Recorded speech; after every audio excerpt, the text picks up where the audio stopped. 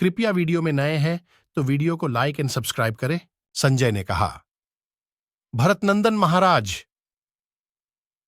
उस दिन जब महाधनुर्धर द्रोणाचार्य मारे गए, महारथी द्रोणपुत्र का संकल्प व्यर्थ हो गया और समुद्र के समान विशाल कौरव सेना भागने लगी।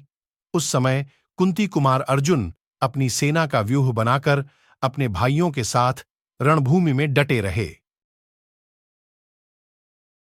भरत श्रेष्ठ, उन्हें युद्ध के लिए डटा हुआ जान आपके पुत्र ने अपनी सेना को भागती देख उसे पराक्रम पूर्वक रोका। भारत, इस प्रकार अपनी सेना को स्थापित करके जिन्हें अपना लक्ष्य प्राप्त हो गया था और इसलिए जो बड़े हर्ष के साथ परिश्रम पूर्वक युद्ध कर रहे थे, उन विपक्षी पांडवों के साथ दुर्योधन ने अपने ही बाहुबल के भरोसे दीर्घकाल तक युद्ध करके संध्या काल आने पर सैनिकों को शिविर में लौटने की आज्ञा दे दी। सेना को लौटाकर अपने शिविर में प्रवेश करने के पश्चात समस्त कौरव परस्पर अपने हित के लिए गुप्त मंत्रणा करने लगे। उस समय वे सब लोग बहुमूल्य बिछौनों से युक्त मूल्यवान पलंगों तथा श्रेष्ठ सिंहासनों पर बैठे हुए थे, मानो सुचात शैयाओं पर विराज रहे हों। उस समय राजा दुर्योधन ने सांत्वनापूर्ण परम मधुर वाणी द्वारा उन महाधनुर्धर नरेशों को संबोधित करके यह समयोचित बात कही। बुद्धिमानों में श्रेष्ठ नरेश्वरों, तुम सब लोग शीघ्र बोलो, विलंब न करो। इस अवस्था में हम लोगों को क्या करना चाहिए और सबसे अधिक आवश्यक कर्तव्य क्या है? संजय कहते हैं, राजा दुर्योधन के ऐसा कहने पर वे सिंहासन पर बैठे हुए पुरुष सिंह नरेश युद्ध की इच्छा से नाना प्रकार की चेष्टाएं करने लगे। युद्ध में प्राणों की आहुति देने की इच्छा रखने वाले उन नरेशों की चेष्टाएं देखकर राजा दुर्योधन के प्रातःकालीन सूर्य के समान तेजस्वी मुख की ओर दृष्टिपात करके वाक्य विशारद मेधावी आचार्य पुत्र अश्वत्थामा ने यह बात कही। विद्वानों, अभीष्ट अर्थ की सिद्धि करने वाले 4 उपाय बताए हैं।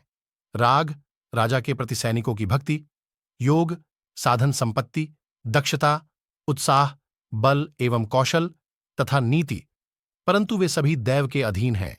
हमारे पक्ष में जो देवताओं के समान पराक्रमी, विश्वविख्यात महारथी वीर, नीतिमान, साधन संपन्न, दक्ष और स्वामी के प्रति अनुरक्त थे, वे सब के सब मारे गए।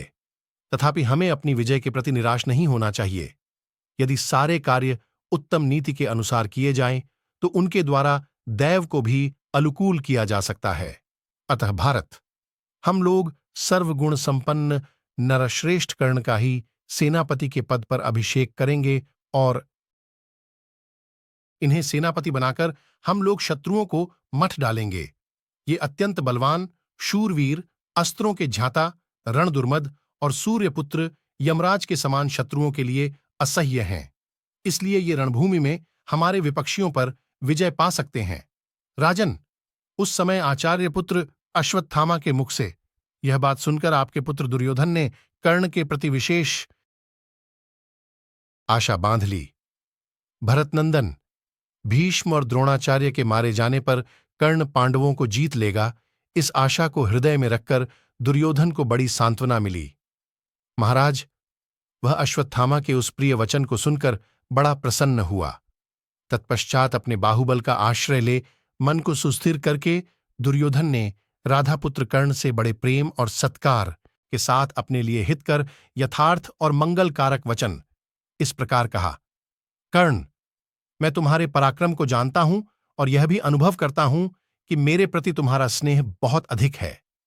महाबाहो, तथापि मैं तुमसे अपने हित की बात कहना चाहता हूं। वीर, मेरी यह बात सुनकर तुम अपनी इच्छा के अनुसार जो तुम्हें अच्छा लगे वह करो। तुम बहुत बड़े बुद्धिमान तो हो ही, सदा के लिए मेरे सबसे बड़े सहारे भी हो। मेरे 2 सेनापति पितामह भीष्म और आचार्य द्रोण जो अतिरथी थे, युद्ध में मारे गए। अब तुम मेरे सेना नायक बनो, क्योंकि तुम उन दोनों से भी अधिक शक्तिशाली हो।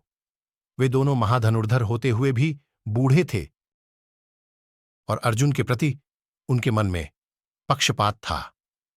राधानंदन, मैंने तुम्हारे करने से ही उन दोनों वीरों को सेनापति बनाकर सम्मानित किया था। तात भीष्म ने पितामह के नाते की ओर दृष्टिपात करके उस महासमर में 10 दिनों तक पांडवों की रक्षा की है। उन दिनों तुमने हथियार रख दिया था, इसलिए महासमर में अर्जुन ने शिखंडी को आगे करके पितामह भीष्म को मार डाला था। पुरुष सिंह उन महाधनुर्धर भीष्म के घायल होकर बाण शैया पर सो जाने के बाद तुम्हारे कहने से ही द्रोणाचार्य हमारी सेना के अगुआ बनाए गए थे। मेरा विश्वास है कि उन्होंने भी अपना शिष्य समझकर कुंती के पुत्रों की रक्षा की है। वे बूढ़े आचार्य भी शीघ्र ही धृष्टद्युम्न के हाथ से मारे गए। अमित पराक्रमी वीर, उन प्रधान सेनापतियों के मारे जाने के पश्चात मैं बहुत सोचने पर भी सम्रांगण में तुम्हारे समान दूसरे किसी योद्धा को नहीं देखता। हम लोगों में से तुम ही शत्रुओं पर विजय पाने में समर्थ हो, इसमें तनिक भी संदेह नहीं है।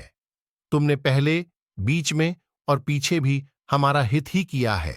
तुम धुरंधर पुरुष की भांति युद्ध स्थल में सेना संचालन का भार वहन करने के योग्य हो, इसलिए स्वयं ही अपने आप को सेनापति के पद पर अभिषिक्त कराओ। जैसे अविनाशी भगवान स्कंद देवताओं की सेना का संचालन करते हैं, उसी प्रकार तुम भी धृतराष्ट्र पुत्रों की सेना को अपनी अध्यक्षता में ले लो। जैसे देवता इंद्र ने दानवों का संहार किया था, उसी प्रकार तुम भी समस्त शत्रुओं का वध करो। जैसे दानव भगवान विष्णु को देखते ही भाग जाते हैं, उसी प्रकार पांडव तथा पांचाल महारथी तुम्हें रणभूमि में सेनापति के रूप में उपस्थित देखकर भाग खड़े होंगे। अतः पुरुष सिंह, तुम इस विशाल सेना का संचालन करो। तुम्हारे सावधानी के साथ खड़े होते ही मूर्ख पांडव, पांचाल और सृंजय अपने मंत्रियों सहित भाग जाएंगे। जैसे उदित हुआ सूर्य अपने तेज से तपकर घोर अंधकार को नष्ट कर देता है, उसी प्रकार तुम भी शत्रुओं को संतप्त एवं नष्ट करो। संजय कहते हैं, राजन, आपके पुत्र के मन में जो यह प्रबल आशा हो गई थी कि भीष्म और द्रोण के मारे जाने पर कर्ण पांडवों को जीत लेगा, वही आशा मन में लेकर उस समय उसने कर्ण से इस प्रकार कहा, सूत पुत्र, अर्जुन तुम्हारे सामने खड़े होकर कभी युद्ध करना नहीं चाहते हैं। कर्ण ने कहा, गांधारी नंदन, मैंने तुम्हारे समीप पहले ही यह बात कह दी है कि मैं पांडवों को उनके पुत्रों और श्री कृष्ण के साथ ही परास्त कर दूंगा। महाराज, तुम धैर्य धारण करो, मैं तुम्हारा सेनापति बनूंगा, इसमें कोई संदेह नहीं है। अब पांडवों को पराजित हुआ ही समझो। संजय कहते हैं, महाराज, कर्ण के ऐसा कहने पर राजा दुर्योधन अन्य सामंत नरेशाके के साथ उसी प्रकार उठकर खड़ा हो गया, जैसे देवताओं के साथ इंद्र खड़े होते हैं। जैसे देवताओं ने स्कंद को सेनापति बनाकर उनका सत्कार किया था, उसी प्रकार समस्त कौरव कर्ण को सेनापति बनाकर उसका सत्कार करने के लिए उद्यत हुए। राजन, विद्याभिलाषी दुर्योधन आदि राजाओं ने शास्त्रोक्त विधि के द्वारा कर्ण का अभिषेक किया। अभिषेक के लिए सोने तथा मिट्टी के घड़ों में अभिमंत्रित जल रखे गए थे। हाथी के दांत तथा गैंडे और बैलों के सींगों के बने हुए पात्रों में भी पृथक पृथक जल रखा गया था। उन पात्रों में मणि और मोती भी थे। अन्यान्य पवित्र गंधशाली पदार्थ और औषध भी डाले गए थे।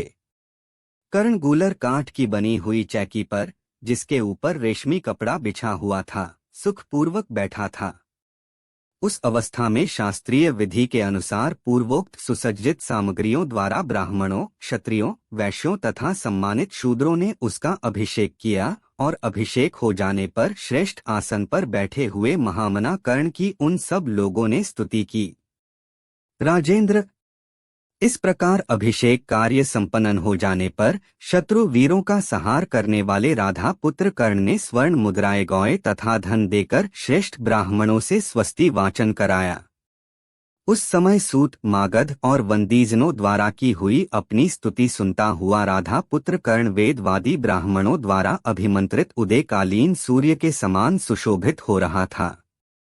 तत्पश्चात पुण्याह वाचन के शब्द से वाद्यों की गंभीर ध्वनि से तथा शूरवीरों के जय जयकार से मिलीजुली हुई भयंकर आवाज वहां सब ओर गूंज उठी। उस स्थान पर एकत्र हुए सभी राजाओं ने राधा पुत्र कर्ण की जय के नारे लगाए। वंदीजनों तथा ब्राह्मणों ने उस समय पुरुष शिरोमणि कर्ण को आशीर्वाद देते हुए कहा, राणा पुत्र, तुम कुंती के पुत्रों को, उनके सेवकों तथा श्री कृष्ण के साथ महासमर में जीत लो और हमारी विजय के लिए कुंती कुमारों को पांचालों सहित मार डालो। ठीक उसी तरह जैसे सूर्य अपनी उग्र किरणों द्वारा सदा उदय होते ही अंधकार का विनाश कर देता है, जैसे उल्लू सूर्य की प्रज्वलित किरणों की ओर देखने में असमर्थ होते हैं, उसी प्रकार तुम्हारे छोड़े हुए बाणों की ओर श्री कृष्ण सहित समस्त पांडव नहीं देख सकते। जैसे हाथ में वज्र लिए हुए इंद्र के सामने दानव नहीं खड़े हो सकते, उसी प्रकार सम्रांगण में तुम्हारे सामने पांचाल और पांडव नहीं ठहर सकते हैं। राजन, इस प्रकार अभिषेक संपन्न हो जाने पर अमित तेजस्वी राधा पुत्र कर्ण अपनी प्रभा तथा रूप से दूसरे सूर्य के समान अधिक प्रकाशित होने लगा। काल से प्रेरित हुआ आपका पुत्र दुर्योधन राधा कुमार कर्ण को सेनापति के पद पर अभिषिक्त करके अपने आप को कृतार्थ मानने लगा। राजन, शत्रुघ्न कर्ण ने भी सेनापति का पद प्राप्त करके सूर्योदय के समान सेना को युद्ध के लिए तैयार होने की आज्ञा दे दी। भारत, वहां आपके पुत्रों से घिरा हुआ कर्ण तारकामय संग्राम में देवताओं से घिरे हुए स्कंद के समान सुशोभित हो रहा था।